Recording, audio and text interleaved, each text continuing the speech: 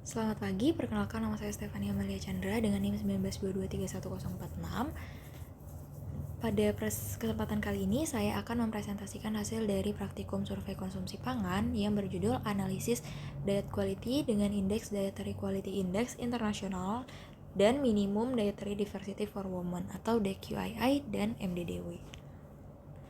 Berikut merupakan data recall dari responden. Jadi ini recallnya menggunakan data dari responden berinisial TAD berusia 21 tahun dan berjenis kelamin perempuan.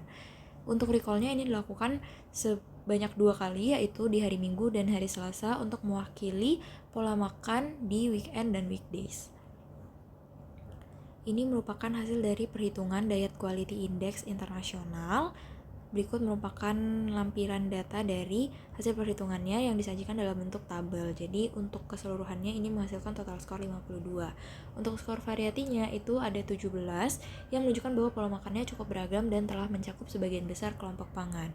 Untuk skor adekuasinya itu ada 13 yang menunjukkan bahwa kecukupan zat gizinya sebagian sudah terpenuhi. Kemudian untuk skor moderationnya ini ada 18 yang menunjukkan bahwa asupan komponennya yang perlu dibatasi ini masih cukup terkontrol.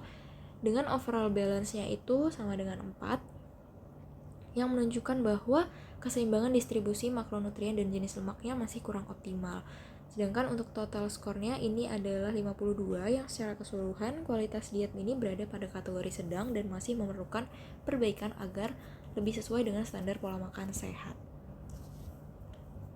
Berikut merupakan indikator selanjutnya yaitu Minimum Dietary Diversity for Women atau MDDW. Jadi untuk MDDW ini ada 10 komponen dan untuk asupannya ada 5 yang memenuhi.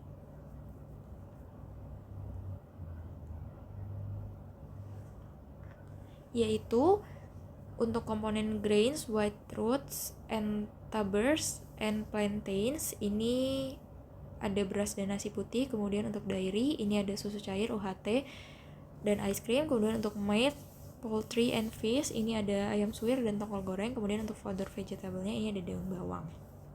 Untuk skor MDDW-nya ini ada 5 yang menunjukkan bahwa responden tersebut masih mengonsumsi 5 dari 10 kelompok pangan dalam 24 jam terakhir sehingga memenuhi standar keragaman pangan minimum. Untuk pola makan responden ini memiliki keragaman pangan yang cukup meskipun konsumsi beberapa kelompok penting seperti kacang-kacangan, biji-bijian, telur, sayur berdaun hijau, dan buah masih perlu ditingkatkan untuk kualitas diet yang lebih optimal. Berikut merupakan kelebihan dan kelemahan dari metode DQII dan MDDW.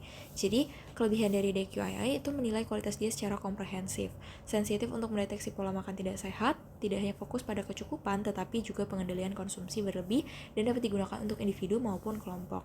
Untuk kekurangannya, ini membutuhkan recall konsumsi harian yang detail, yaitu gram, porsi, energi. Hasilnya juga sangat bergantung pada akurasi pelaporan konsumsi.